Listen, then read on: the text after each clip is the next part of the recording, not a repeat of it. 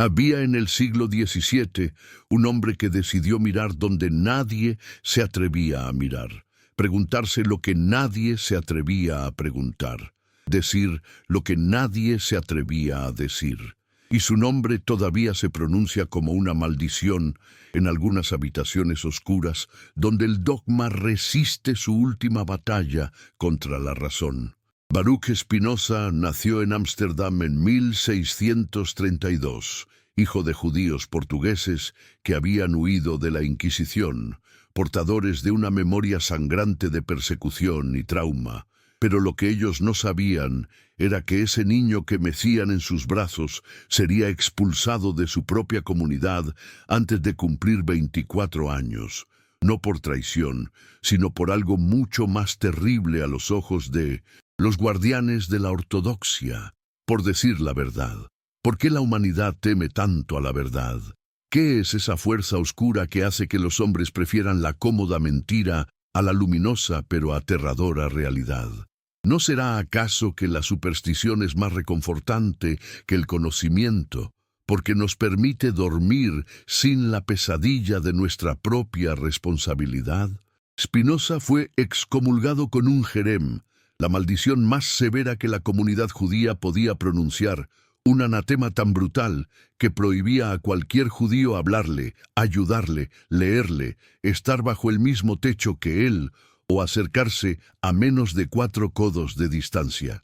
Fue borrado como si nunca hubiera existido, convertido en un fantasma entre los vivos, y todo por haber osado sugerir que Dios no era un rey caprichoso sentado en un trono celestial distribuyendo favores y castigos según su humor divino, sino algo infinitamente más grande, más hermoso y más terrible. La sustancia misma del universo, inseparable de la naturaleza, inmanente en cada átomo de la existencia. ¿Qué significa que un dogma se derrumbe ante la razón? ¿Qué ocurre en el alma humana cuando las certezas que sostenían su mundo entero comienzan a desmoronarse como castillos de arena ante la marea del pensamiento crítico? Spinoza vio lo que otros no querían ver. Que la religión organizada, en sus diversas manifestaciones, había dejado de ser un camino hacia la verdad para convertirse en un instrumento de control, una herramienta de poder político que utilizaba el miedo como su arma más efectiva. Los sacerdotes, los rabinos, los imanes, todos ellos custodios de diferentes tradiciones, pero cómplices de la misma estrategia fundamental: aterrorizar a las masas con cuentos de castigos eternos y recompensas celestiales para mantenerlas dóciles, obedientes, incapaces de cuestionar la autoridad que se autoproclamaba intermediaria entre lo humano y lo divino. ¿No es acaso la superstición el opio más antiguo de la humanidad, más poderoso que cualquier droga porque se administra desde la infancia, cuando la mente es todavía arcilla blanda, lista para ser moldeada según los intereses de quienes controlan el relato? El filósofo holandés observó con claridad meridiana cómo la ignorancia y el miedo se alimentaban mutuamente en un círculo vicioso. La ignorancia producía miedo ante lo desconocido, y el miedo impedía el conocimiento que podría disipar esa ignorancia. Los pueblos sumidos en la superstición eran pueblos esclavizados, no por cadenas de hierro, sino por cadenas invisibles tejidas con los hilos de la credulidad y el terror. En Ámsterdam, esa ciudad de canales y comercio que se jactaba de ser más tolerante que otras metrópolis europeas, Spinoza encontró algo profundamente irónico. Incluso aquellos que habían huido de la persecución religiosa perpetuaban los mismos mecanismos de opresión intelectual cuando se trataba de proteger sus propias doctrinas. La comunidad judía que había escapado de las hogueras de la Inquisición católica no dudó en pronunciar su propia sentencia de muerte social contra uno de sus hijos más brillantes cuando éste se atrevió a examinar críticamente las Escrituras, cuando osó sugerir que los textos sagrados eran productos humanos, históricos, falibles, escritos por hombres con agendas políticas y limitaciones culturales. de su tiempo. ¿Por qué aquellos que han sufrido la intolerancia se convierten tan frecuentemente en intolerantes cuando alcanzan una posición de poder?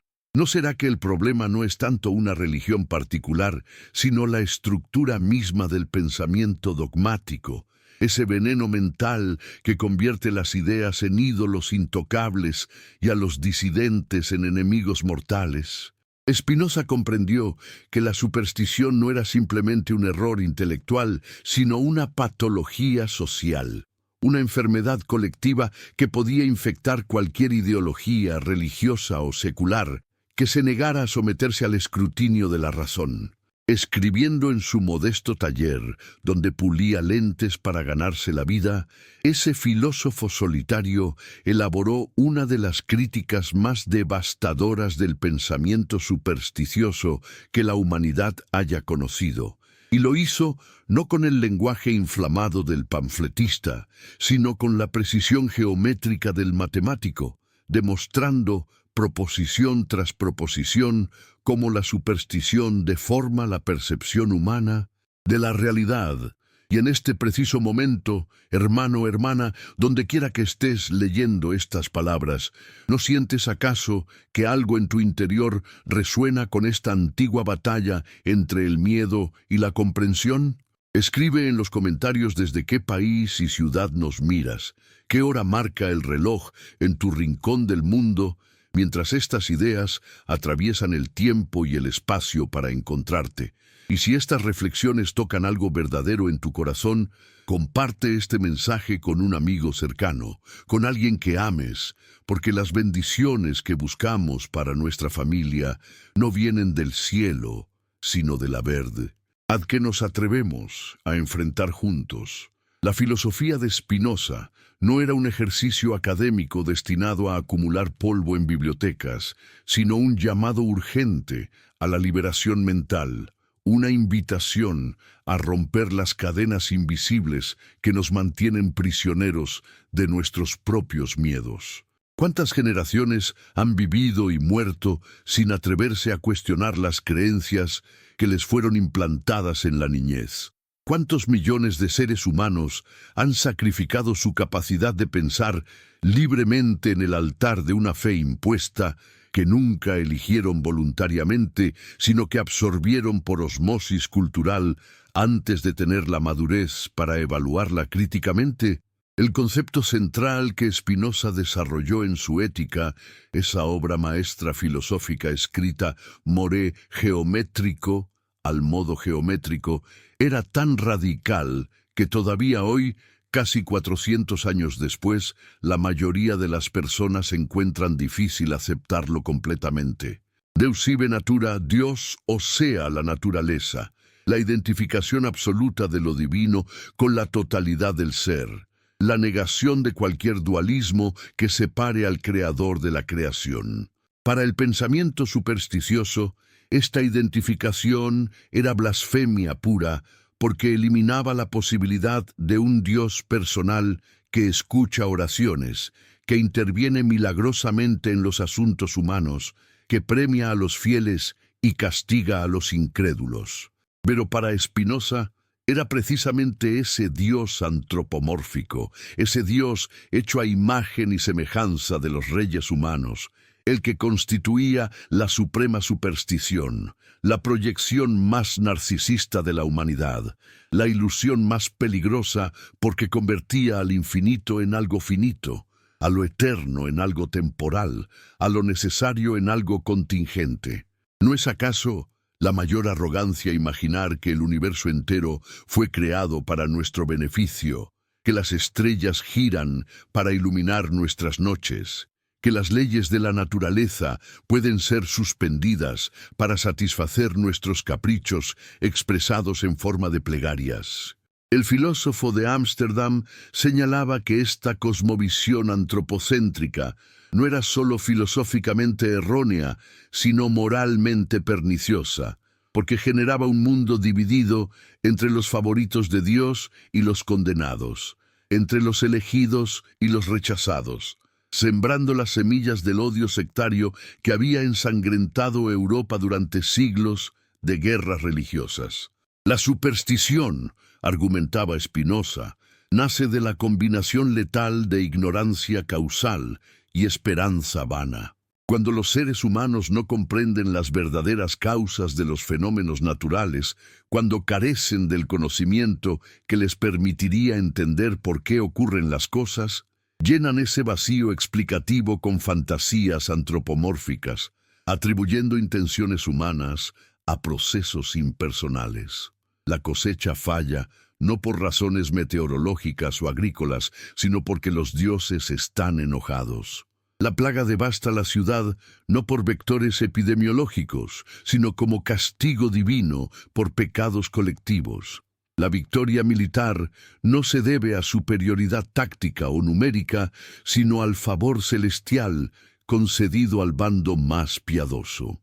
¿No seguimos viendo exactamente el mismo patrón de pensamiento supersticioso en nuestra época supuestamente ilustrada, cuando desastres naturales son interpretados como juicios divinos, cuando políticos invocan la bendición de Dios para sus guerras, cuando millones atribuyen su buena fortuna a la intervención sobrenatural en lugar de a factores causales analizables? La esperanza, ese sentimiento que los ingenuos celebran como virtud, se convierte en el mejor aliado de la superstición, porque nos hace desear tanto que exista un poder superior benévolo velando por nosotros, que suprimimos nuestro pensamiento crítico para aferrarnos a esa reconfortante ilusión. Y el miedo, hermano gemelo de la esperanza, nos paraliza ante la posibilidad de que estemos solos en un universo indiferente, que no haya ningún Padre Celestial protegiéndonos, que seamos responsables de crear nuestro propio significado en una existencia que no viene con propósito preestablecido. Spinoza observó que las religiones organizadas explotaban sistemáticamente esta vulnerabilidad psicológica humana. En lugar de educar a las personas para que comprendieran las causas naturales de los eventos y desarrollaran su poder racional para navegar la realidad, las instituciones religiosas cultivaban deliberadamente la ignorancia porque una población ignorante y atemorizada era más fácil de controlar. Los sacerdotes se presentaban como intérpretes autorizados de la voluntad divina, como mediadores indispensables entre la humanidad pecadora y la deidad ofendida, y su poder social dependía enteramente de mantener a las masas en ese estado de dependencia infantil. ¿Por qué la Iglesia teme más a las dudas que a las herejías? Porque la herejía, al menos, permanece dentro del marco de la fe, sustituyendo un conjunto de dogmas por otro, mientras que la duda genuina cuestiona el marco mismo, amenaza la estructura completa del edificio ideológico. Un hereje puede ser quemado y sus cenizas dispersadas, pero las dudas, una vez sembradas, son como semillas que encuentran tierra fértil en cualquier mente que conserve algo de su capacidad natural para el pensamiento independiente.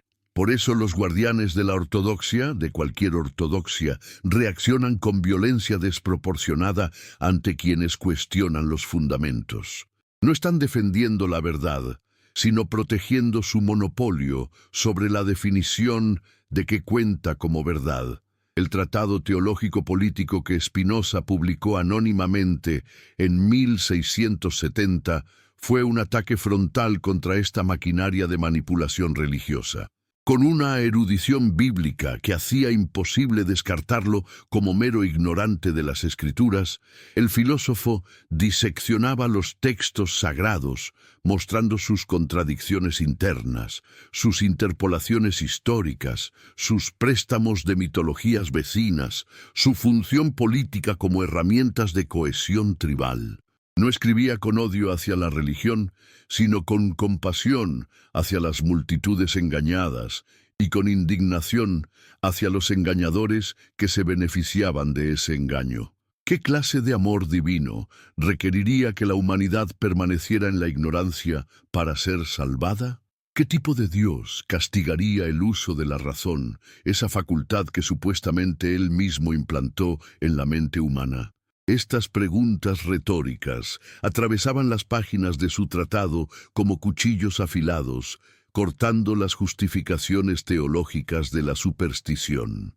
Spinoza argumentaba que la verdadera religión, si es que tal cosa existía, no podía consistir en ceremonias vacías, en recitación mecánica de fórmulas ininteligibles, en obediencia ciega a mandatos arbitrarios, sino en el amor intelectual hacia la realidad tal como es, en la comprensión de las leyes necesarias que gobiernan la existencia, en la práctica de la justicia y la caridad que emergen naturalmente de ese entendimiento.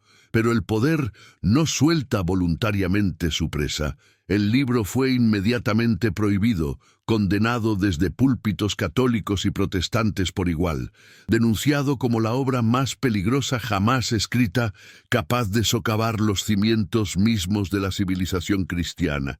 Y no tenían razón los censores en su pánico, porque si las masas realmente internalizaran el mensaje de Spinoza, si realmente comprendieran que no necesitan intermediarios para relacionarse con lo divino, que la naturaleza misma es sagrada, sin necesidad de templos ni sacerdotes, que la moralidad puede basarse en la razón y no en el miedo al castigo sobrenatural, entonces todo el edificio del poder eclesiástico se derrumbaría como un castillo o de naipes.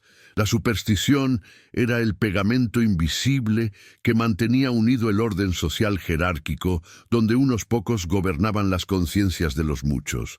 Romper ese hechizo significaba liberar una energía social impredecible, potencialmente revolucionaria, y por eso Spinoza fue considerado más peligroso que cualquier ejército invasor. Sus libros circulaban clandestinamente, leídos en secreto por quienes anhelaban respirar el aire puro del pensamiento libre, mientras su nombre se convertía en sinónimo de ateísmo, aunque él nunca negó a Dios, sino que propuso una concepción radicalmente diferente de lo divino. Lo que Spinoza entendió con una claridad que todavía nos cuesta apreciar plenamente es que la superstición no es un fenómeno marginal, una peculiaridad de los pueblos primitivos o los individuos ignorantes, sino una tendencia permanente de la psicología humana que requiere vigilancia constante para ser contenida. Incluso las personas educadas, incluso aquellas que se consideran racionales y escépticas, albergan islas de pensamiento supersticioso en sus mentes, compartimentos donde las reglas normales de la evidencia y el razonamiento son suspendidas en favor de creencias reconfortantes. ¿Cuántos científicos brillantes en sus laboratorios se arrodillan en las iglesias los domingos sin ver la contradicción? ¿Cuántos políticos que toman decisiones basadas en datos estadísticos invocan la providencia divina en sus discursos? ¿Cuántos filósofos que enseñan lógica formal mantienen lealtades tribales a identidades religiosas que nunca examinaron críticamente? Esta esquizofrenia cultural, esta capacidad humana para mantener simultáneamente creencias mutuamente incompatibles en diferentes esferas de la vida, es precisamente lo que la superstición explota. Nos permite sentirnos modernos e ilustrados, mientras permanecemos encadenados a modos de pensamiento que pertenecen a la infancia de nuestra especie. El filósofo de Ámsterdam sabía que estaba luchando contra fuerzas más poderosas que cualquier argumento racional pudiera vencer fácilmente. La superstición tiene raíces profundas en la estructura emocional humana, en nuestra necesidad de significado, en nuestro terror existencial ante la muerte, en nuestro anhelo de justicia cósmica que compense las injusticias de este mundo. No basta con demostrar que las creencias supersticiosas son falsas. Es necesario ofrecer algo que satisfaga esas necesidades psicológicas profundas de una manera más saludable y verdadera. Por eso, la ética de Spinoza no era meramente destructiva, sino constructiva.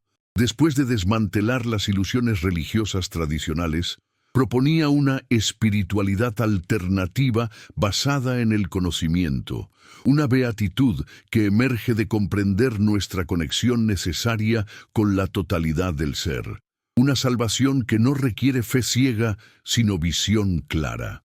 ¿No será que la verdadera fe comienza cuando las certezas se quiebran, cuando tenemos el coraje de soltar las muletas psicológicas que nos han sostenido y aprendemos a caminar erguidos en un universo que no nos debe ninguna explicación tranquilizadora? Esa fe madura, ese amor fati que Nietzsche celebraría siglos después, ya estaba presente en el sistema espinosista. La aceptación alegre de la necesidad, el reconocimiento de que todo lo que existe es exactamente como debe ser, según las leyes eternas de la naturaleza, y que nuestra tarea no es lamentarnos por no vivir en un mundo diferente, sino comprender y amar este mundo tal como es. Pero comprender requiere esfuerzo, y el esfuerzo intelectual es algo que la mayoría de los seres humanos evita cuando se les ofrece la alternativa cómoda de la creencia sin examen. Spinoza no tenía ilusiones sobre la receptividad de las masas a su mensaje filosófico. Escribía para los pocos, para aquellos espíritus libres, capaces de soportar la soledad que viene con el pensamiento independiente, para quienes prefieren la verdad dura a la mentira suave. Sabía que sería odiado, que su nombre sería maldecido, que su obra sería incomprendida durante generaciones. Y sin embargo escribió, porque la verdad tiene su propio imperativo categórico. Debe ser dicha, cuesten las consecuencias personales que cuesten. ¿No es ese el verdadero heroísmo intelectual? Sacrificar la comodidad social, la seguridad económica, incluso la vida misma si fuera necesario, por el derecho a pensar libremente y expresar esos pensamientos. La historia recuerda a los conquistadores y los reyes, pero olvida que los verdaderos arquitectos del progreso humano son los pensadores que se atrevieron a desafiar la superstición dominante de su época, frecuentemente pagando un precio terrible por su audacia. Galileo forzado a retractarse, Bruno quemado vivo, Spinoza excomulgado y anatematizado. El martirologio del pensamiento libre es largo y sangriento, testimonio de cuánto miedo le tiene el poder establecido a las ideas que no puede controlar. Segunda parte. La Europa del siglo XVII era un continente desgarrado por guerras religiosas que habían dejado millones de muertos y una devastación material y espiritual sin precedentes desde la caída de Roma. La Guerra de los 30 años había terminado apenas 4 años antes del nacimiento de Spinoza, dejando regiones enteras de Alemania despobladas, con ciudades convertidas en ruinas humeantes, donde los supervivientes practicaban canibalismo para no morir de hambre. Y todo ese horror, toda esa orgía de violencia y sufrimiento había sido perpetrada en nombre del Dios de amor, con católicos y protestantes masacrándose mutuamente con la certeza absoluta de que estaban haciendo la voluntad divina al exterminar a los herejes del bando contrario. ¿Puede haber testimonio más elocuente del poder destructivo de la superstición que estos ríos de sangre derramados por disputas teológicas sobre la naturaleza de la Eucaristía o la justificación por la fe? ¿Qué clase de locura colectiva permite que seres humanos racionales torturen y maten a otros seres humanos por sostener interpretaciones ligeramente diferentes de textos antiguos? Spinoza creció en la sombra larga de estas atrocidades, rodeado de refugiados que portaban las cicatrices físicas y psicológicas de la intolerancia religiosa. Su propia familia había escapado de Portugal, donde la Inquisición quemaba judíos conversos sospechosos de practicar su antigua fe en secreto, donde el olor a carne humana carbonizada flotaba regularmente sobre las plazas públicas como recordatorio de lo que les esperaba a quienes se desviaran del catolicismo ortodoxo.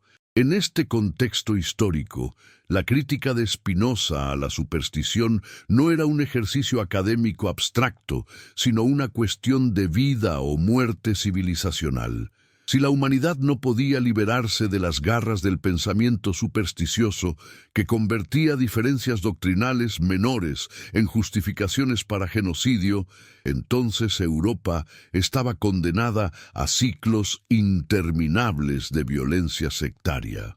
El filósofo veía con meridiana claridad que el problema fundamental no era cuál religión era la verdadera, porque todas ellas compartían la misma estructura supersticiosa básica: la afirmación de poseer revelaciones exclusivas, la división del mundo entre creyentes e infieles, la demanda de obediencia ciega a autoridades que se autoproclamaban portavoces de lo divino. Católicos y protestantes, judíos y musulmanes, podían matarse unos a otros durante siglos sin acercarse jamás a la verdad, porque todos partían de la misma premisa falsa: que Dios era una persona magnificada, un legislador cósmico que había comunicado sus mandatos a profetas particulares en momentos históricos específicos, y que la salvación dependía de aceptar el conjunto correcto de proposiciones teológicas.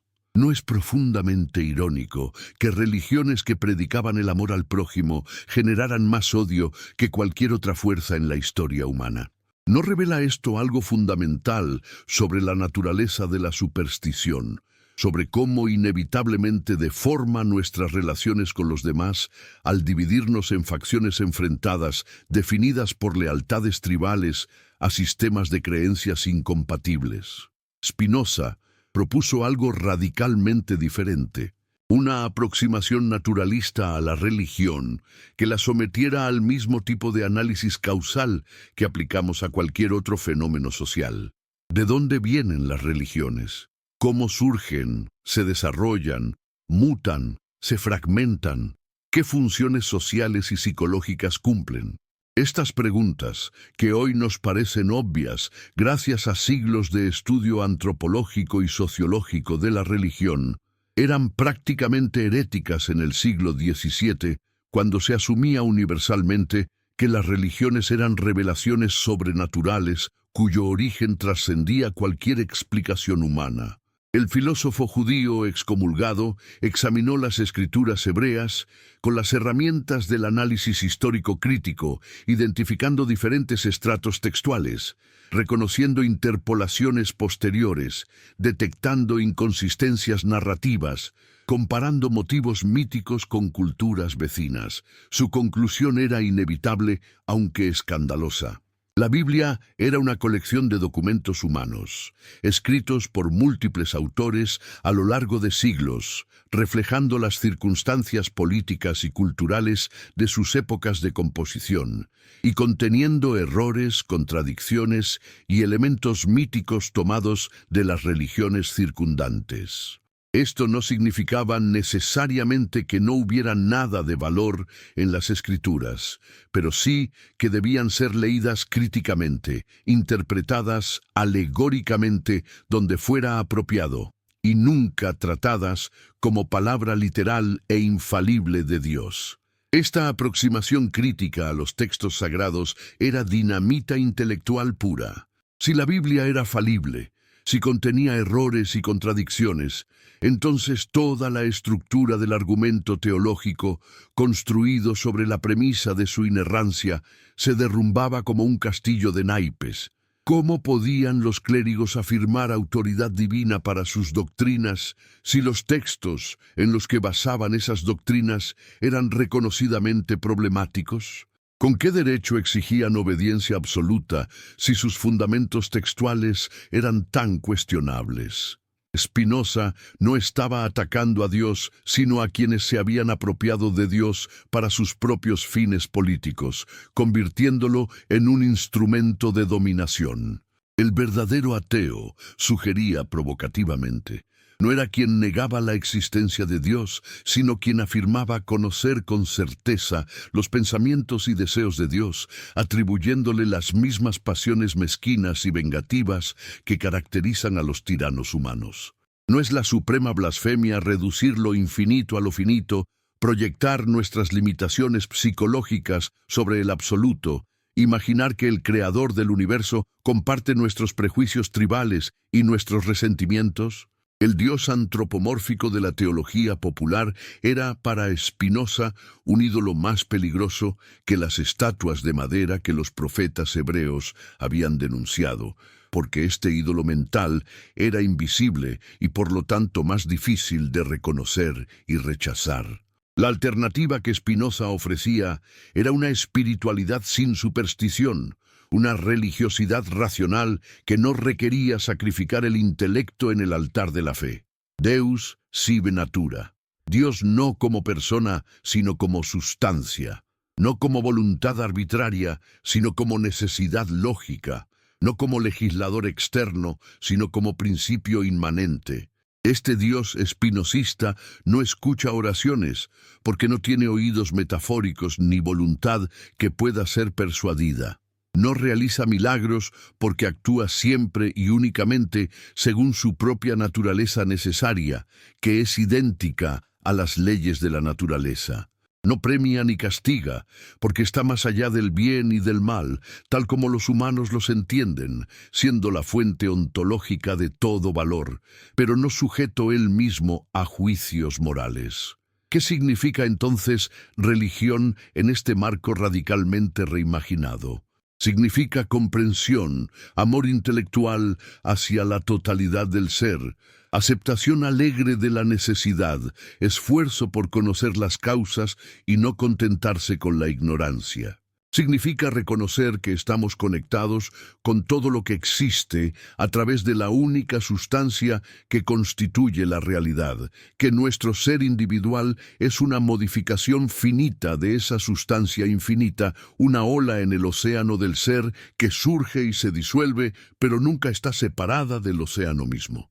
Esta era una espiritualidad que podía satisfacer el anhelo humano de trascendencia sin requerir ninguna creencia sobrenatural, que ofrecía consuelo sin engaño, que prometía salvación entendida no como inmortalidad personal en un paraíso celestial, sino como la experiencia de eternidad en el presente, cuando comprendemos nuestra participación en la sustancia eterna.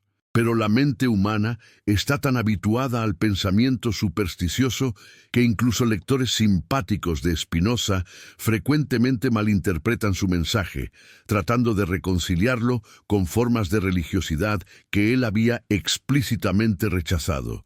Quieren un Spinoza más seguro, más convencional, que no amenace demasiado sus confortables creencias.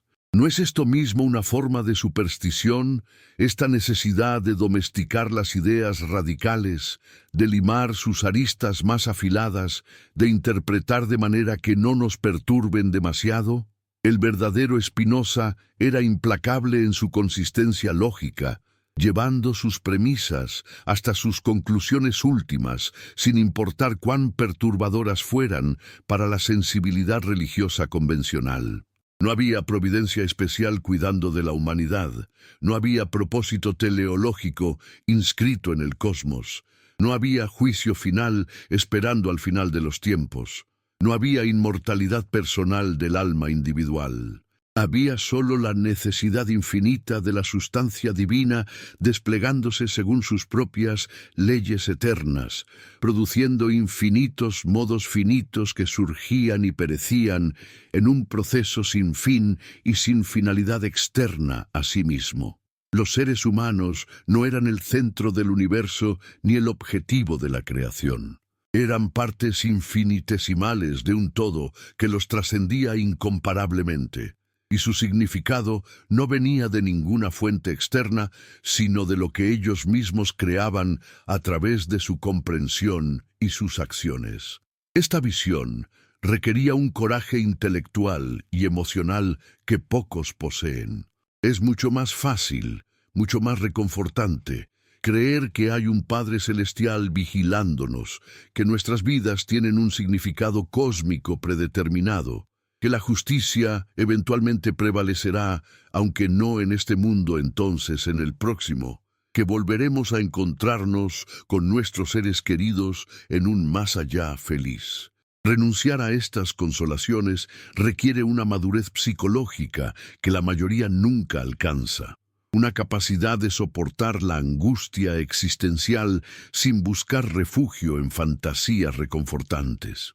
Spinoza no prometía que el camino de la razón fuera fácil, solo que era verdadero, y para quienes podían recorrerlo ofrecía una recompensa más valiosa que cualquier paraíso imaginario. La libertad interior que viene de comprender, la beatitud que emerge del conocimiento, la paz mental que resulta de aceptar la necesidad en lugar de rebelarse inútilmente contra ella. ¿No será que la verdadera salvación no es escapar de este mundo, sino reconciliarse completamente con él, verlo sub specie a eternitatis, desde la perspectiva de la eternidad, donde todo lo que parece terrible y absurdo desde el punto de vista temporal finito se revela como necesario y perfecto en el gran esquema de la totalidad?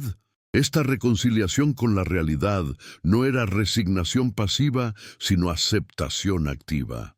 Spinoza distinguía cuidadosamente entre libertad entendida como libre albedrío, que él consideraba una ilusión supersticiosa nacida de la ignorancia de las causas que determinan nuestras acciones, y libertad entendida como autodeterminación, que emerge cuando actuamos según nuestra propia naturaleza racional, en lugar de ser pasivamente arrastrados por pasiones que no comprendemos.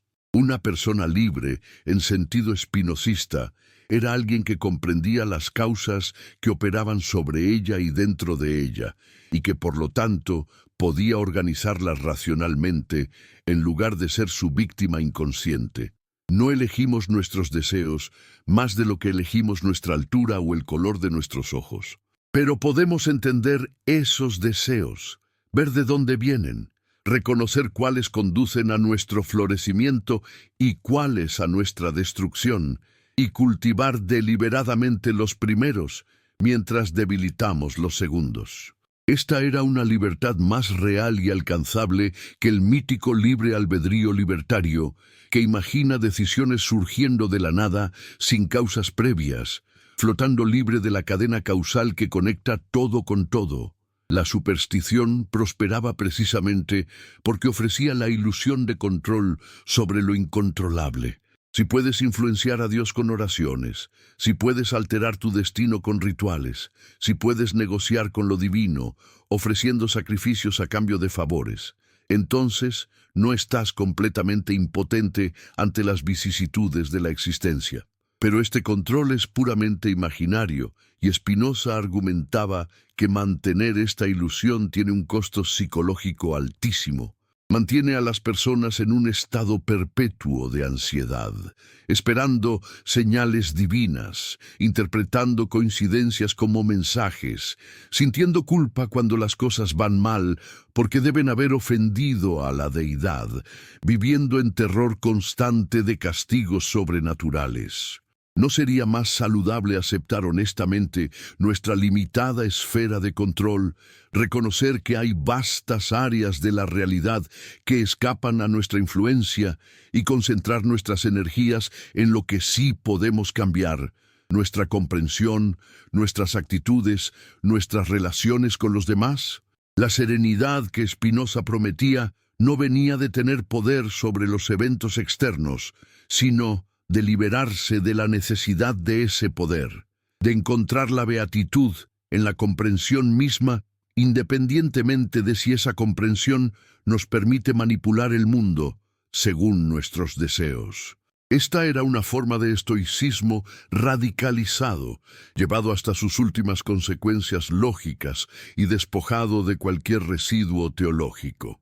Y ahora, en este momento de reflexión profunda, quisiera invitarte nuevamente a que compartas en los comentarios desde qué rincón del mundo nos acompañas en esta jornada filosófica, porque la verdad que Spinoza buscaba no conoce fronteras geográficas ni temporales, y resuena en cualquier corazón humano dispuesto a escuchar más allá del ruido de la superstición.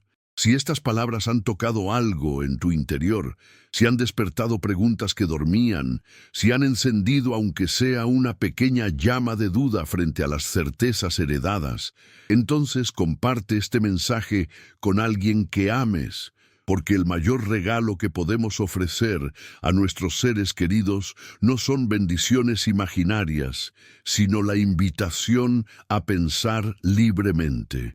La filosofía espinosista era profundamente ética, aunque rechazara los fundamentos tradicionales de la moralidad. Si no hay un Dios personal que ordena y prohíbe, si no hay recompensas celestiales ni castigos infernales, ¿por qué deberíamos comportarnos moralmente? La respuesta de Spinoza era elegante en su simplicidad. Porque la virtud es su propia recompensa. Porque actuar según la razón conduce naturalmente al florecimiento humano, porque el conocimiento genera amor, y el amor genera comportamiento cooperativo que beneficia a todos. La ética espinosista se basaba en una psicología naturalista que explicaba las emociones humanas como modificaciones de nuestro impulso básico de perseverar en nuestro ser, lo que él llamaba conatus. Cada cosa, consciente o inconscientemente, se esfuerza por continuar existiendo y aumentar su poder de actuar. Las emociones son las fluctuaciones que experimentamos en ese poder.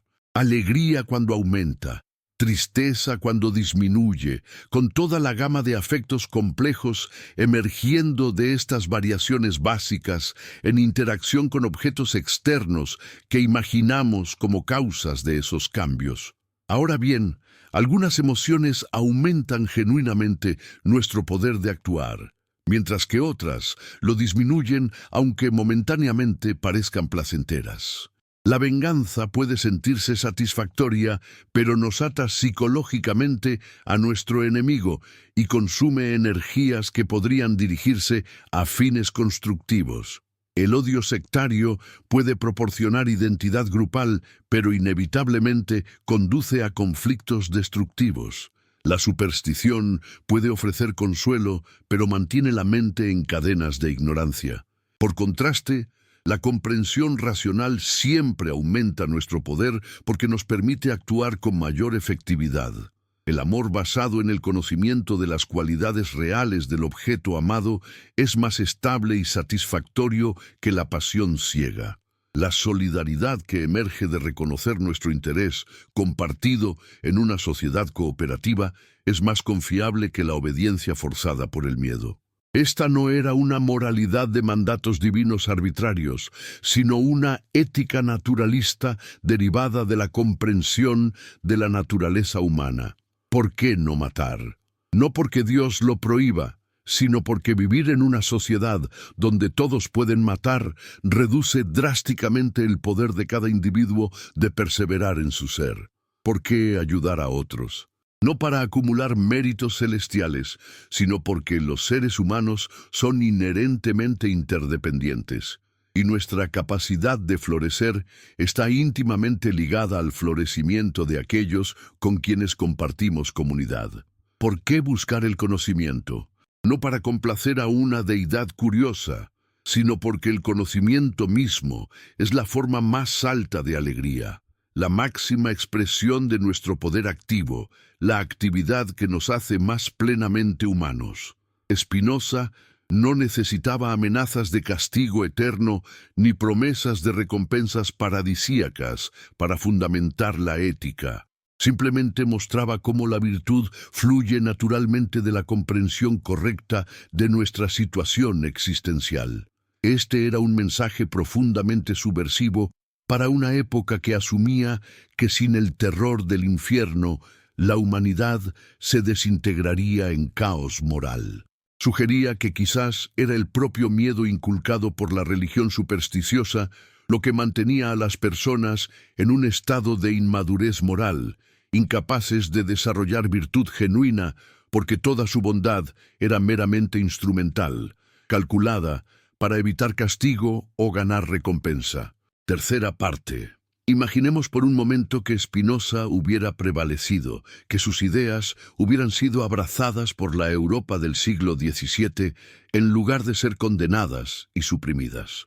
¿Cómo sería un mundo donde la superstición hubiera sido reemplazada por comprensión racional, donde las instituciones religiosas hubieran evolucionado hacia comunidades de aprendizaje filosófico en lugar de permanecer como bastiones del dogma, donde la educación se enfocara en desarrollar el pensamiento crítico en lugar de inculcar obediencia a autoridades tradicionales?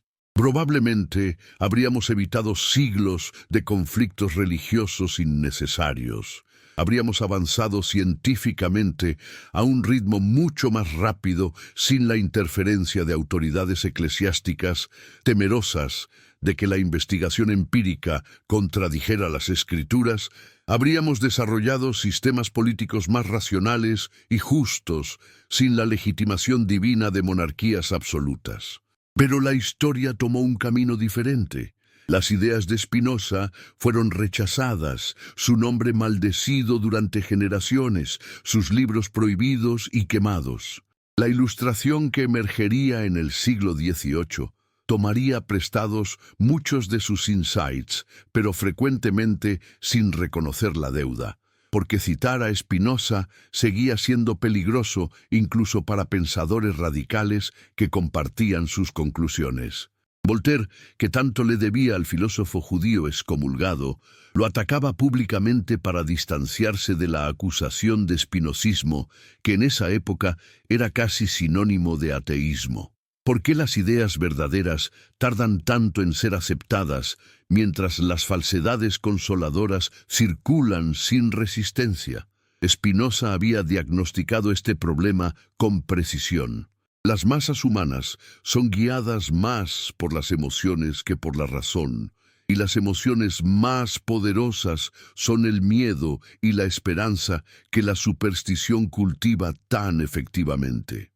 La verdad es frecuentemente incómoda. Exige que renunciemos a ilusiones queridas, que aceptemos nuestra pequeñez en un universo indiferente, que asumamos responsabilidad por nuestras vidas sin poder culpar o agradecer a deidades imaginarias. Es más fácil, mucho más fácil, aferrarse a las explicaciones simplistas que nos fueron enseñadas en la infancia, que encajan convenientemente con nuestros deseos de que el universo tenga sentido y propósito centrado en la humanidad. Y quienes se benefician del status quo, quienes derivan poder y privilegio de mantener a las masas en la ignorancia, tienen todos los incentivos para suprimir voces como la de Spinoza, que amenazan con iluminar demasiado, con revelar que el emperador no lleva ropa, que detrás de la pompa y ceremonia de las instituciones religiosas no hay ninguna conexión especial con lo divino, sino solo seres humanos falibles, jugando a ser intermediarios entre el cielo y la tierra. La advertencia de Spinoza que la humanidad ignoró era clara. La superstición no es una peculiaridad inofensiva, sino una amenaza existencial a la civilización. Mientras los pueblos permanezcan encadenados por el miedo supersticioso, serán manipulables por demagogos que invoquen la religión para justificar todo tipo de atrocidades. Mientras las mentes humanas estén cerradas al pensamiento crítico por la armadura de creencias incuestionables, el progreso moral e intelectual será agonizantemente lento. Mientras imaginemos que poseemos revelaciones exclusivas que nos hacen superiores a otros grupos humanos, los conflictos sectarios continuarán envenenando las relaciones sociales. Spinoza ofrecía una salida. Reconocer nuestra ignorancia fundamental, aceptar que no tenemos acceso privilegiado a verdades absolutas, comprometernos con la investigación racional como el único método confiable para aproximarnos a la comprensión de la realidad, cultivar la tolerancia hacia quienes sostienen visiones diferentes, porque nadie puede reclamar certeza absoluta. Pero esta salida requería humildad intelectual, y la humildad es precisamente lo que la superstición no puede tolerar porque se basa en afirmaciones arrogantes de conocimiento certero de lo incognoscible. 4 siglos después de la muerte de Spinoza, hemos progresado significativamente en nuestra lucha contra la superstición. En algunos aspectos sí. Pocas personas en sociedades desarrolladas creen literalmente que los truenos son la voz airada de Zeus o que las enfermedades son causadas por espíritus malignos. La ciencia ha expandido enormemente nuestro conocimiento de las causas naturales de los fenómenos, reduciendo el espacio donde la superstición puede operar. Pero en aspectos fundamentales, sorprendentemente poco ha cambiado.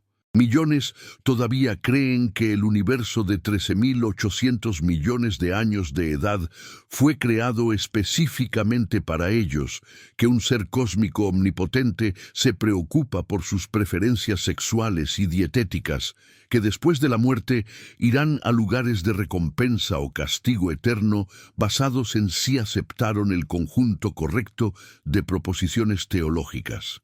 ¿No es profundamente deprimente que con todo nuestro conocimiento científico, con toda nuestra sofisticación tecnológica, tantos permanezcan atrapados en modos de pensamiento que no han evolucionado fundamentalmente desde la Edad de Bronce? Los nombres de los dioses han cambiado, las doctrinas específicas varían, pero la estructura subyacente del pensamiento supersticioso permanece intacta. La preferencia por creencias reconfortantes sobre verdades incómodas, la sumisión a autoridades tradicionales en lugar de ejercer el juicio independiente, la hostilidad hacia quienes cuestionan el dogma establecido. Y en algunos aspectos podría argumentarse que la situación es peor ahora que en tiempos de Spinoza. Al menos en el siglo XVII, la gente no tenía acceso a la educación científica y a las herramientas de pensamiento crítico que hoy están ampliamente disponibles. Su superstición era parcialmente excusable por ignorancia genuina. Pero en el siglo XXI, cuando cualquier persona con un teléfono inteligente puede acceder instantáneamente a la suma del conocimiento humano, cuando las evidencias contra narrativas religiosas literalistas son abrumadoras y fácilmente verificables, la persistencia de la superstición es menos perdonable. Revela no tanto ignorancia involuntaria, sino rechazo deliberado del conocimiento, una especie de analfabetismo funcional, elegido donde las personas activamente evitan información que podría perturbar sus creencias preexistentes. Las redes sociales han creado burbujas epistémicas donde los creyentes de cualquier sistema supersticioso pueden encontrar comunidades que refuerzan sus convicciones y filtrar cualquier voz disidente. El resultado es una polarización creciente, donde diferentes grupos habitan realidades incompatibles, cada uno convencido de poseer la verdad y viendo a los demás como engañados o maliciosos. Spinoza predijo exactamente este problema. Sabía que la superstición, una vez establecida en una mente, es extraordinariamente resistente a la refutación porque no se basa en evidencias racionales que puedan ser cuestionadas con argumentos contrarios. Se basa en emociones profundas, en necesidades psicológicas, en identidades sociales, en lealtades tribales, todo lo cual está protegido por mecanismos de defensa cognitiva que rechazan automáticamente cualquier información amenazante. Por eso es tan crucial, argumentaba, interceptar la superstición en su origen, educando a los niños para que piensen críticamente desde edad temprana, antes de que las creencias supersticiosas se solidifiquen en certezas emocionales inmunes a la razón. Pero las instituciones religiosas saben esto también. Por eso insisten tanto en capturar las mentes jóvenes, en adoctrinar a los niños antes de que desarrollen las capacidades cognitivas para evaluar críticamente lo que se les enseña. ¿No es profundamente revelador que las religiones siempre enfaticen la importancia de la fe, de la infancia, que glorifiquen la creencia ingenua e incuestionadora como especialmente pura y valiosa? Porque saben que los adultos que llegan al estudio de la religión con sus facultades críticas intactas raramente se convierten en creyentes devotos. La batalla entre razón y superstición que Spinoza luchó en el siglo XVII continúa hoy, y el resultado está lejos de ser seguro. Hay fuerzas poderosas en ambos lados. Del lado de la razón está la efectividad pragmática del método científico, la prosperidad material que las sociedades racionales tienden a generar, el atractivo intrínseco de la comprensión genuina sobre la ignorancia. Del lado de la superstición está el consuelo psicológico que ofrece, la cohesión social que puede proporcionar, los intereses de instituciones inmensamente ricas y políticamente influyentes dedicadas a su perpetuación. El resultado de esta batalla determinará no solo cuestiones intelectuales abstractas, sino el futuro práctico de la civilización humana. Porque los grandes desafíos que enfrentamos como especie, desde el cambio climático hasta la proliferación nuclear, desde las pandemias hasta la inteligencia artificial, requieren respuestas racionales basadas en comprensión científica de la realidad. No podemos permitirnos el lujo de tomar decisiones sobre estos temas existenciales, basándonos en textos antiguos escritos por personas que no sabían nada sobre termodinámica o biología molecular o teoría de juegos. Necesitamos desesperadamente la claridad mental que Spinoza defendía, la capacidad de ver la realidad tal como es, en lugar de cómo nos gustaría que fuera, el coraje de actuar basándonos en evidencias en lugar de deseos piadosos. ¿Qué habría dicho Spinoza sobre nuestro momento histórico actual? Probablemente habría sentido una mezcla de satisfacción y decepción. Satisfacción al ver que muchas de sus ideas eventualmente entraron en la corriente principal del pensamiento ilustrado, que conceptos que él desarrolló como la crítica bíblica, el naturalismo filosófico, la ética secular, se convirtieron en componentes estándar del pensamiento moderno, aunque frecuentemente sin atribuirle el crédito.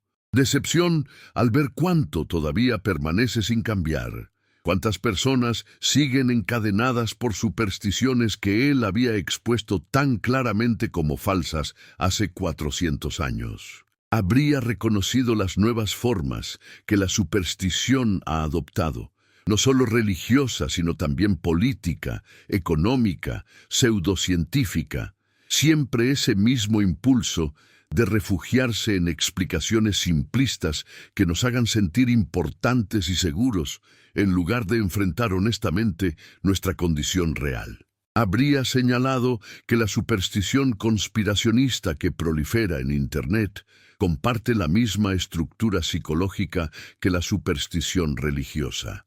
La preferencia por narrativas que confirman nuestros prejuicios sobre evidencias que los contradicen, la hostilidad hacia expertos y autoridades epistémicas legítimas, la certeza arrogante a pesar de la ignorancia manifiesta. Pero Spinoza nunca fue pesimista a pesar de todo el rechazo que experimentó. Creía en el poder a largo plazo de la verdad, en la capacidad eventual de la razón para prevalecer sobre la superstición si se le daba suficiente tiempo y oportunidad. Escribió: Pero Spinoza nunca fue pesimista a pesar de todo el rechazo que experimentó. Creía en el poder a largo plazo de la verdad, en la capacidad eventual de la razón para prevalecer sobre la superstición si se le daba suficiente tiempo y oportunidad. Escribió para la eternidad, no para su propia época, sabiendo que las semillas que plantaba podrían tardar siglos en germinar, pero que eventualmente darían fruto. Y tenía razón en esa apuesta, porque sus ideas sobrevivieron a todos los intentos de suprimirlas, circulando clandestinamente, influenciando pensadores que nunca admitieron públicamente esa influencia. filtrándose gradualmente en el pensamiento europeo, hasta convertirse en componentes fundamentales de la modernidad ilustrada. La batalla que él luchó no terminó con su muerte solitaria en La Haya en 1677, apenas 44 años después de haber nacido, sus pulmones destruidos por el polvo de vidrio que había inhalado durante años puliendo lentes. Esa batalla continúa en cada mente que elige pensar en lugar de creer, en cada persona que se atreve a cuestionar la autoridad tradicional, en cada sociedad que avanza, aunque sea un paso hacia la tolerancia y la libertad de conciencia. La dimensión política de la filosofía de Spinoza era tan radical como su metafísica y su ética, aunque frecuentemente es menos conocida. En el Tratado Teológico Político que publicó anónimamente en 1670, el filósofo holandés no solo diseccionaba las escrituras, sino que construía una teoría del Estado que anticipaba muchos principios del liberalismo moderno. ¿Qué legitima el poder político? ¿Por qué deberían los individuos libres someterse a la autoridad de un gobierno? Estas preguntas que obsesionaban a los pensadores del siglo XVII encontraban en Spinoza respuestas que escandalizaban tanto a monárquicos absolutistas como a teócratas de todas las denominaciones. El poder del Estado, argumentaba, no viene de Dios, ni de ninguna fuente trascendente, sino de la potencia colectiva de la multitud que lo constituye. Un gobierno solo tiene tanto derecho como tenga poder efectivo, y ese poder deriva enteramente de la cooperación de los gobernados. Cuando un régimen pierde el apoyo de su pueblo, pierde simultáneamente su legitimidad, porque poder y derecho son conceptos coextensivos en la filosofía espinosista. No hay derecho sin poder para ejercerlo. Esta ecuación entre poder y derecho escandalizaba a quienes creían en derechos naturales abstractos que existirían independientemente de cualquier capacidad de implementarlos. Pero Spinoza era implacablemente realista en su análisis político. De nada sirve proclamar que tienes derecho a algo si careces completamente del poder para hacerlo efectivo. En el estado de naturaleza, antes de la formación de sociedades civiles, cada individuo tiene exactamente tanto derecho como poder. Puede hacer todo lo que su fuerza le permita hacer, y nadie puede reclamar que eso viola sus derechos, porque no existen derechos en sentido normativo fuera del contexto social. Esto suena brutalmente amoral. Y de hecho Spinoza rechazaba explícitamente la moralización del estado de naturaleza que encontraba en otros teóricos contractualistas. No hay bondad ni maldad natural. Estos conceptos solo emergen con la sociedad civil que establece leyes definiendo qué conductas serán permitidas y cuáles prohibidas.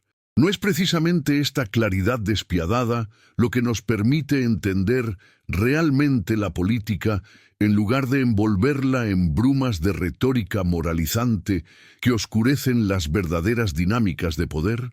La formación del Estado, según Spinoza, no procedía por ningún contrato mítico donde individuos racionales calculaban fríamente las ventajas de renunciar a su libertad natural a cambio de seguridad.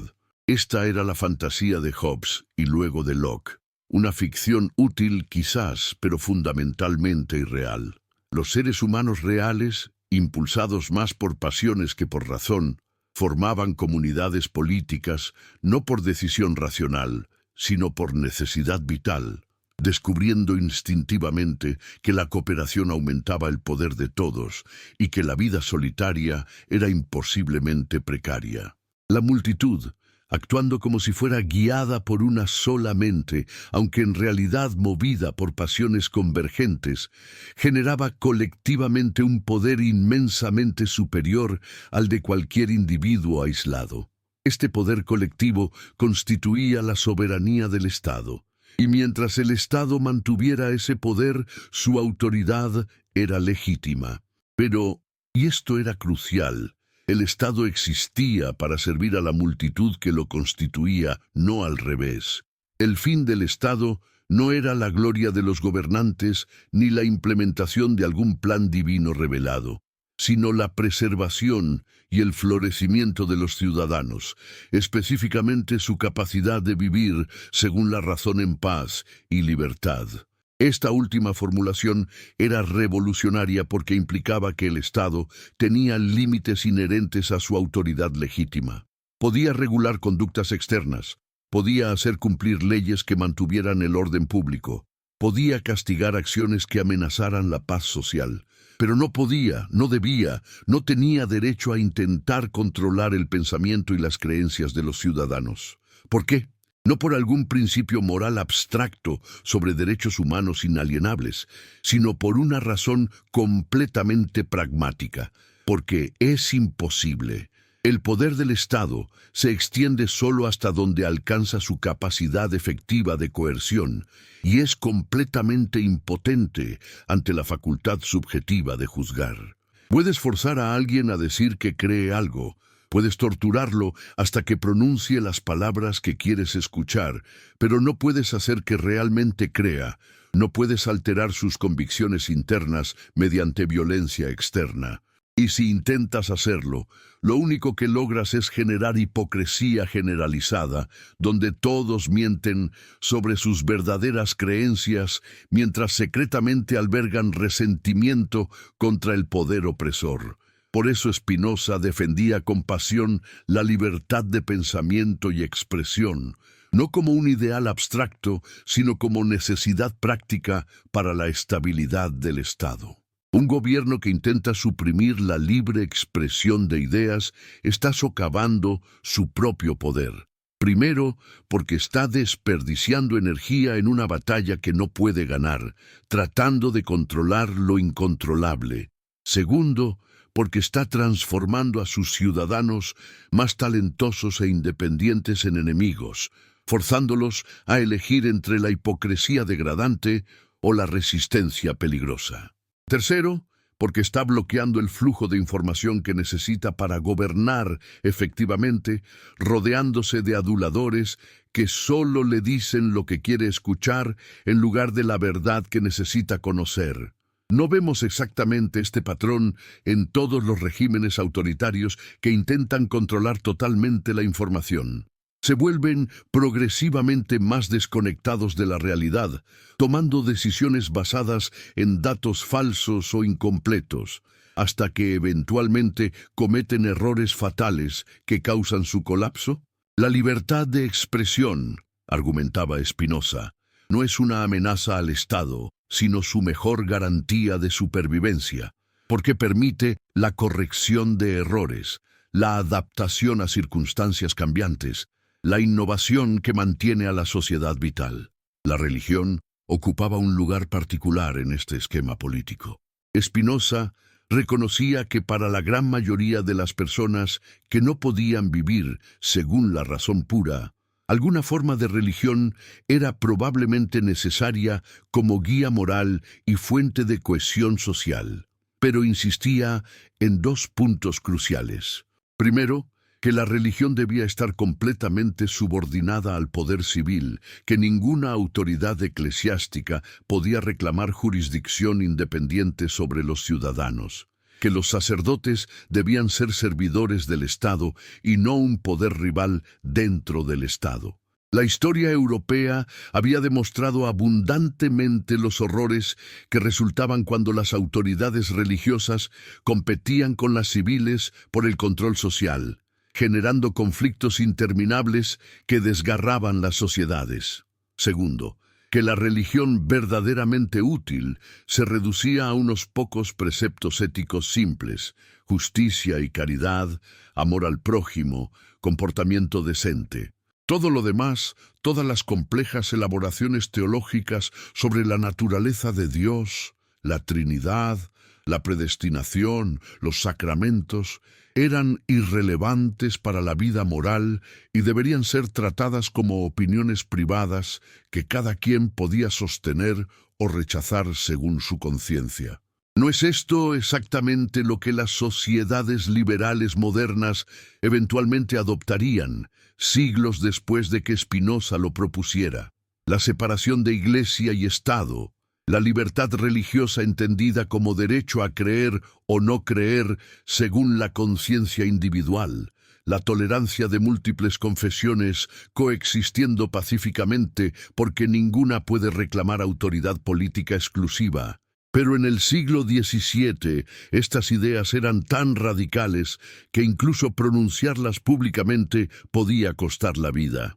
Spinoza las defendía no porque fuera antirreligioso en principio, sino porque había visto demasiada sangre derramada en nombre de Dios, demasiado sufrimiento causado por la intolerancia religiosa, demasiada manipulación de las masas crédulas por clérigos inescrupulosos.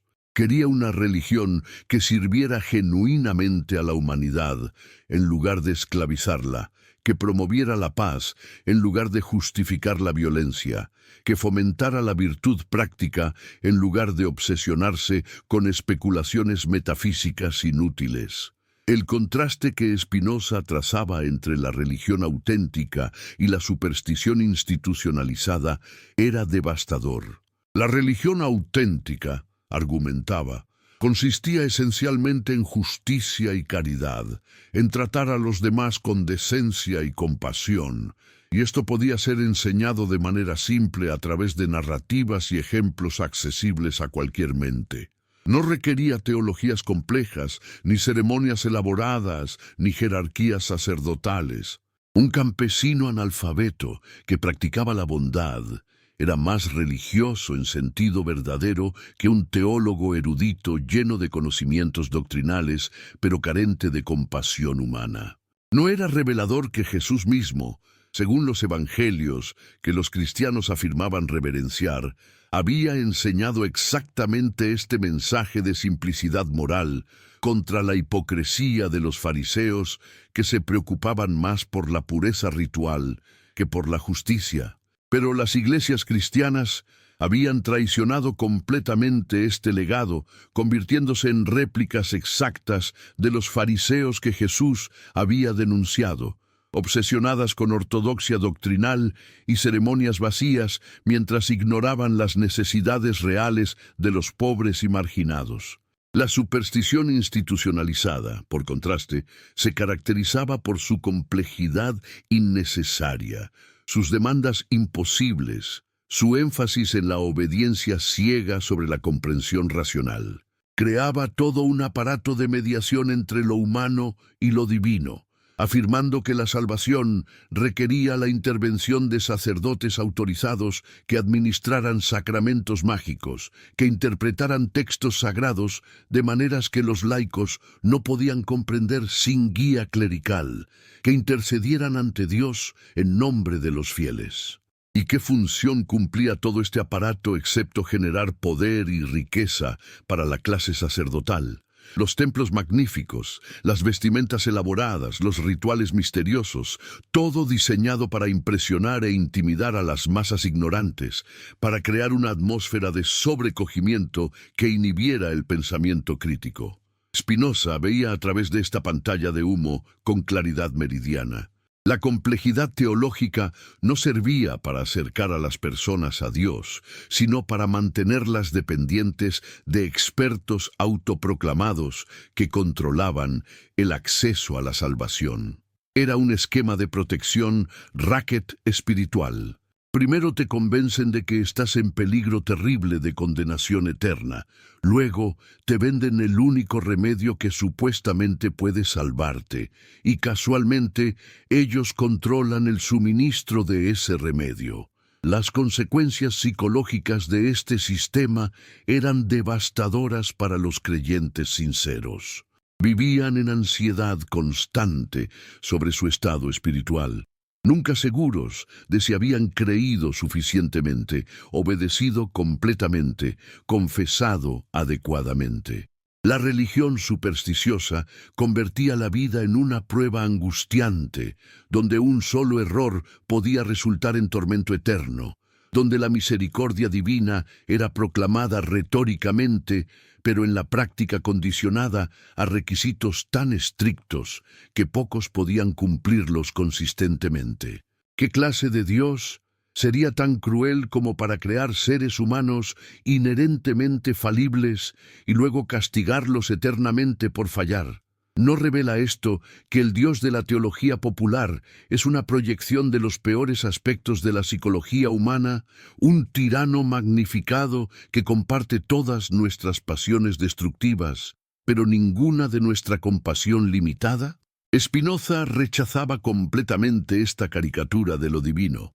Su Dios, la sustancia infinita idéntica a la naturaleza, no podía ser ofendido porque no tenía emociones, no castigaba porque no tenía voluntad arbitraria, no exigía adoración porque no tenía vanidad. Simplemente era, eternamente y necesariamente, la realidad misma en su totalidad. Esta concepción despojaba a la religión de todo su aparato de culpa y miedo. No había pecado original manchando a la humanidad desde el nacimiento, no había deuda cósmica que pagar, no había ira divina que aplacar mediante sacrificios. Había solo ignorancia y conocimiento, pasiones que disminuyen nuestro poder y comprensión que lo aumenta, comportamientos que promueven la cooperación social y comportamientos que la destruyen. El mal no era una fuerza metafísica, sino simplemente la ausencia de bien, como la oscuridad es ausencia de luz, y el bien mismo era definible naturalistamente, aquello que aumenta nuestro poder de actuar, que promueve nuestro florecimiento, que permite a más personas vivir vidas más plenas y satisfactorias. No necesitamos revelación sobrenatural para saber que el asesinato es malo. La razón natural es suficiente para reconocer que una sociedad donde todos pueden matar es inhabitable. No necesitamos mandamientos divinos para valorar la honestidad. La experiencia práctica demuestra que la cooperación social requiere confianza y la confianza requiere veracidad. La moralidad tiene fundamentos completamente naturales en las necesidades y capacidades de la naturaleza humana, y pretender que requiere origen sobrenatural es innecesario e incluso contraproducente, porque ata la ética a sistemas de creencias que no todos comparten. Pero aquí tocamos el nervio más sensible de la crítica espinosista a la superstición, la cuestión de la autoridad moral. Si la moralidad no viene de Dios, si es producto de la razón humana, operando sobre las circunstancias naturales de la existencia social, entonces ninguna persona o institución puede reclamar autoridad absoluta sobre cuestiones morales citando revelación divina. Cada individuo tiene la capacidad y la responsabilidad de razonar moralmente, de evaluar qué acciones promueven el florecimiento humano y cuáles lo obstaculizan. Esto era profundamente democratizador e igualmente aterrador para las autoridades establecidas. Democratizador porque elevaba a cada persona a la dignidad de agente moral autónomo, capaz de juzgar por sí misma. Aterrador porque eliminaba el fundamento sobre el cual reyes y sacerdotes habían basado sus pretensiones de obediencia incondicional. ¿Con qué autoridad podía un monarca exigir que sus súbditos murieran en guerras de conquista si no podía invocar mandato divino? ¿Con qué derecho podían los clérigos exigir diezmos y ofrendas si no podían amenazar con condenación eterna a quienes se negaran? Spinoza anticipaba la objeción obvia. Si la moralidad es cuestión de juicio humano falible en lugar de revelación divina infalible, ¿no conduciría esto al relativismo y el caos moral? Su respuesta era doble. Primero, que el supuesto orden moral basado en revelación era ilusorio porque diferentes religiones afirmaban revelaciones incompatibles, y dentro de cada religión diferentes intérpretes ofrecían lecturas contradictorias de los mismos textos sagrados, resultando en tanto desacuerdo y violencia como cualquier sistema puramente secular podría generar. Segundo, que la razón, aunque falible, era autocorrectiva de maneras que la revelación no podía ser. Si dos personas razonando llegan a conclusiones diferentes sobre una cuestión moral, pueden discutir sus argumentos, examinar las premisas, considerar las consecuencias y potencialmente converger hacia un entendimiento compartido. Pero si dos personas afirman haber recibido revelaciones incompatibles, no hay manera de resolver el desacuerdo excepto mediante la fuerza, porque cada una apela a una autoridad que por definición no puede ser cuestionada. No ha sido precisamente la revelación, no la razón, la fuente de los conflictos más intratables en la historia humana. El pensador de Ámsterdam comprendía que estaba proponiendo nada menos que una revolución completa en la autocomprensión humana. Durante milenios, los seres humanos se habían entendido a sí mismos como criaturas de Dios, existiendo para cumplir propósitos asignados por una voluntad superior, cuyo valor derivaba de su relación con lo divino. Spinoza proponía que nos viéramos como partes de la naturaleza, no separados de ella ni por encima de ella, sujetos a las mismas leyes causales que gobiernan todo lo demás, creando nuestro propio significado a través de nuestras acciones y comprensión. Esta era una visión tanto humilde como ennoblecedora. Humilde porque nos quitaba el estatus especial de favoritos de Dios, el centro del cosmos. Ennoblecedora porque nos liberaba para ser los arquitectos de nuestro propio destino, responsables de nosotros mismos sin poder delegar esa responsabilidad a autoridades divinas o humanas que afirmaran conocer la voluntad de Dios. Y en este momento, hermano, hermana, donde sea que te encuentres, reflexionando sobre estas ideas que han atravesado siglos para alcanzarte, te invito nuevamente a compartir en los comentarios desde qué país, desde qué ciudad nos acompañas en este viaje intelectual. ¿Qué hora marca tu reloj mientras estas palabras antiguas adquieren nueva vida en tu mente? Si estas reflexiones resuenan contigo, si despiertan algo dormido en tu interior, comparte este mensaje con alguien que valores, alguien a quien amas lo suficiente como para ofrecerle el regalo más precioso, la invitación a pensar libremente. Porque las verdaderas bendiciones que podemos dar a nuestras familias no vienen de ningún cielo imaginario, sino del coraje de buscar la verdad juntos. La herencia de Spinoza es paradójica. Fue uno de los pensadores más influyentes de la modernidad, pero esa influencia fue mayormente subterránea durante siglos. Nadie quería admitir públicamente ser spinocista, porque el término era sinónimo de ateo y materialista, acusaciones que podían destruir carreras y libertades. Pero secretamente, en conversaciones privadas, en notas marginales de manuscritos, en argumentos reformulados para disfrazar su origen, las ideas espinocistas circulaban entre los intelectuales europeos. La Ilustración francesa debe más a Spinoza de lo que sus protagonistas admitieron jamás. El idealismo alemán, especialmente en Hegel, absorbió la sustancia spinocista, aunque transformándola. El materialismo del siglo XIX, el naturalismo del XX, el monismo contemporáneo en filosofía de la mente, todos tienen raíces que pueden trazarse hasta ese judío excomulgado puliendo lentes en su modesto taller mientras revolucionaba el pensamiento occidental. ¿Por qué entonces Spinoza no es tan famoso como Descartes o Kant? ¿Por qué sus ideas no son enseñadas en todas las escuelas? ¿Por qué su nombre no es celebrado universalmente como el de otros grandes filósofos?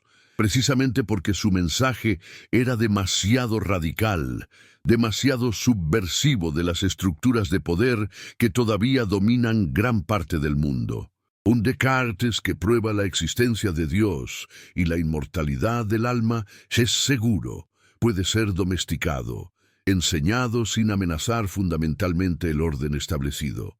Un Spinoza que identifica a Dios con la naturaleza que niega la providencia y el juicio final, que somete las escrituras a crítica racional, que defiende la libertad absoluta de pensamiento, ese Spinoza sigue siendo peligroso. Sigue siendo el hereje contra el cual las ortodoxias de todo tipo necesitan advertir, porque si demasiadas personas realmente internalizaran su mensaje, las estructuras de autoridad tradicional se disolverían como sal en agua. Pero la verdad, como el agua misma, es paciente. Filtra a través de las grietas, encuentra caminos alrededor de los obstáculos, eventualmente desgasta incluso las rocas más duras. Las ideas de Spinoza han sobrevivido 3 siglos y medio de censura y condena, y en ese proceso han transformado gradualmente el pensamiento occidental de maneras que sus enemigos no pudieron impedir. Vivimos en un mundo más espinosista de lo que la mayoría reconoce. La separación de Iglesia y Estado, la libertad religiosa, la tolerancia del pluralismo, el método científico aplicado a todos los fenómenos incluidos los religiosos y sociales, la ética secular, todos estos pilares de la modernidad deben algo a aquel hereje solitario que tuvo el coraje de pensar hasta sus últimas consecuencias. La batalla continúa porque la superstición no ha sido vencida. Probablemente nunca será completamente vencida, dado que brota de tendencias profundas de la psicología humana. Pero cada generación que elige la razón sobre el dogma, cada individuo que se libera de las cadenas del miedo supersticioso, es una victoria en esa guerra interminable. Y Spinoza, desde su tumba sin nombre, sonríe quizás sabiendo que las semillas que plantó siguen germinando, que la verdad que amó sigue difundiéndose, que la libertad que defendió sigue expandiéndose, lenta pero inexorablemente, contra todos los esfuerzos de quienes quisieran aprisionarla nuevamente.